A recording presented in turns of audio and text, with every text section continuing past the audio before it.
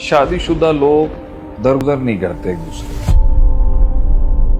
کسی بھی انسان اور ریلیشن شپ کو خوبصورت ترین بنانا ہو نا، اس کی سب سے بڑی انگریڈینٹ ہے درگزر۔ کوئی موقع نہیں جانے دیتے ہم کہ ہم اگلے کو ذلیل کر لیں۔ ایکسیپٹ کر لے بھائی، میرے نصیب میں یہی لکھی تھی اور یہی لکھا ہے۔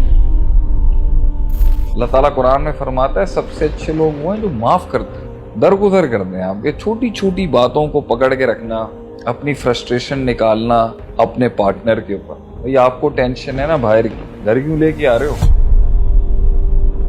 تو مردوں کو یہ چاہیے کہ اپنی فرسٹریشن اپنی بیوی اور بچوں پہ نہ نکالیں، اپنی فرسٹریشن گھر سے باہر چھوڑ کے آئیں۔ لیکن عورتوں کو یہ گھر میں سمجھنا چاہیے کہ بھائی مرد اگر باہر فرسٹریشن نکالے گا تو لڑائی ہو جائے گی۔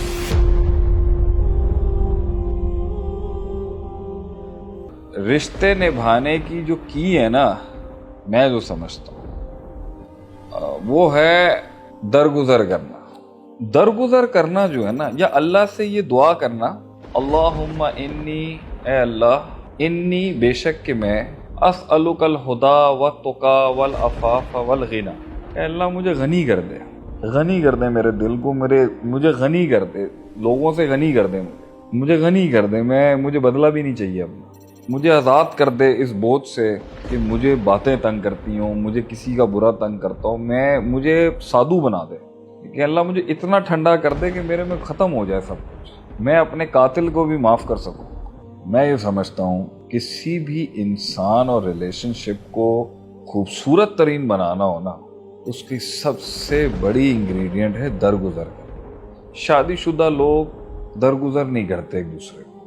میں تیری یہ غلطی کو پوائنٹ کروں گا، نکتہ چینی کروں گا، ایک لمحہ نہیں ہم جانے دیتے اگلے کو پن پوائنٹ کرنے کا، کوئی موقع نہیں جانے دیتے ہم کہ ہم اگلے کو ذلیل کر دیں۔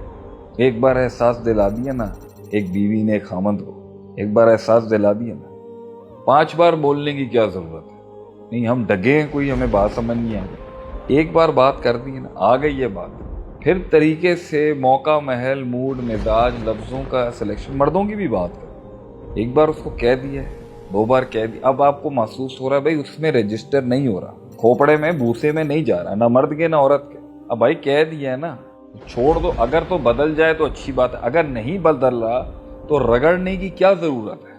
ایکسیپٹ کر لے بھائی، میرے نصیب میں یہی لکھی تھی اور یہی لکھا ہے، باقی 80-85% تو کھڑا ہے نا۔ خیر، تو ہم لوگ درگزر نہیں کرتے، معاف نہیں کرتے۔